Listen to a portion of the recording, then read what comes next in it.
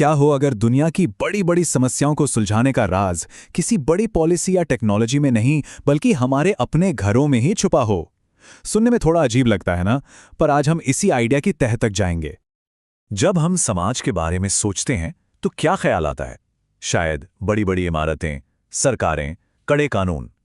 हमें लगता है यही वो चीजें हैं जो हमें जोड़े रखती हैं, पर क्या वाकई यही असली बुनियाद है, या फिर वो चीज जो हमें बांधती है वो कुछ और ही है? और यहीं पे वो आइडिया सामने आता है जो सब कुछ बदल देता है।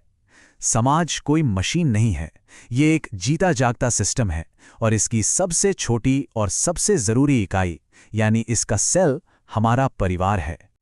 जरा सोचिए, प्यार, इज्जत, एक दूसरे का ख्याल रखना, इंसाफ करना, ये सारी बड़ी बड़ी बातें हम सबसे पहले कहाँ सीखते हैं? अपनी पहली पाठशाला यानी हमारे घर में।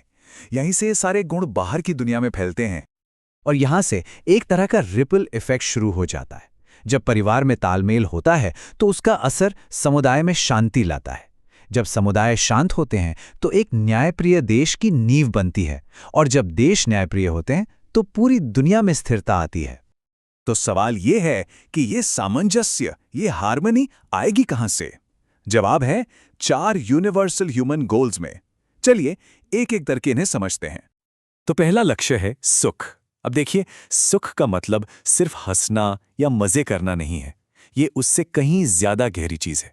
ये वो मन की शांति है जो सही समझ और दूसरों के लिए सही भावनाओं से आती है। मतलब एकदम सिंपल शब्दों में कहें तो सुख का मतलब है इमोशनली और मेंटली फिट रहना। ये जानना कि जिंदगी में असल में जरूरी क्या है, दिखावा नहीं। जैसे इसका एक मॉडर्न एग्जाम्पल लेते हैं। एक ऐसा स्टूडेंट जिसे खुशी सिर्फ अच्छे नंबर लाने से नहीं मिलती, बल्कि कुछ नया सीखने, मुश्किल सवालों को सुलझाने और टीम में मिलकर काम करने से मिलती है। दूसरा गोल है समृद्धि। और यहां भी समृद्धि का मतलब सिर्फ पैसों का अंबार लगाना नहीं है। इसका मतलब है कि हमारे पास अपनी जरूरतें पूरी करने के लिए काफी हो और हम दूसरों की मदद भी कर सकें।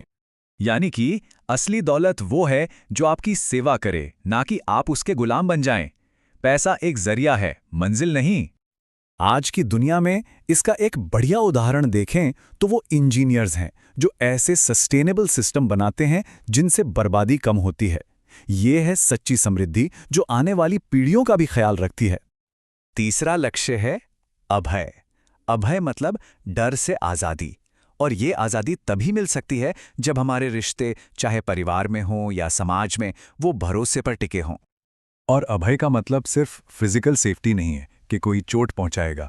इसमें इमोशनल सेफ्टी भी है कि कोई दिल नहीं दुखाएगा, और सोशल सेफ्टी भी कि समाज में बेइज्जती नहीं होगी। जरा एक ऐसी ऑफिस के बारे में सोचिए जहां हर कोई अपने आइडियाज बिना किसी डर के, बिना ये सोचे कि लोग क्या कहेंगे, शेयर कर सकता है। यही तो है सोशल अभय का एक बेहतरीन उदाहरण।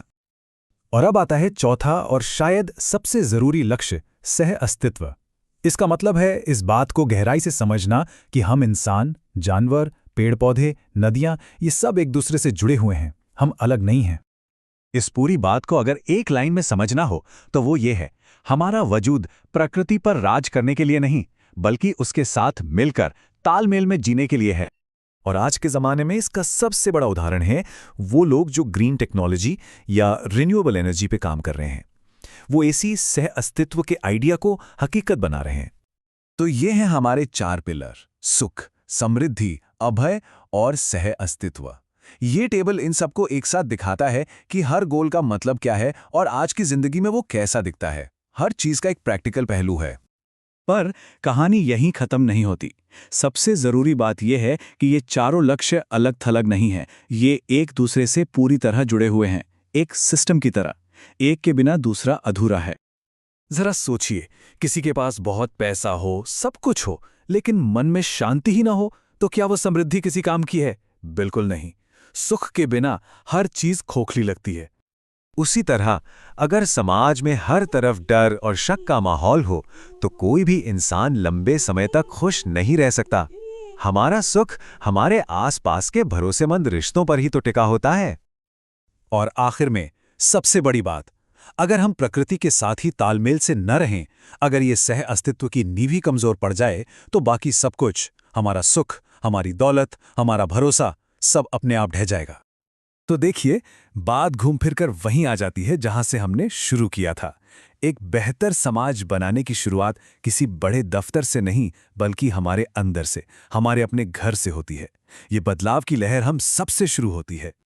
तो आखिर में एक सवाल सबके सोचने के लिए, आज की दुनिया को देखते हुए इन 4 लक्ष्यों में से सुख, समृद्धि, अभय और सह अस्तित्व, कौन सा वो एक लक्ष्य है जिस पर अगर हम सब मिल के काम करें तो सबसे बड़ा, सबसे पॉजिटिव बदलाव आ सकता है?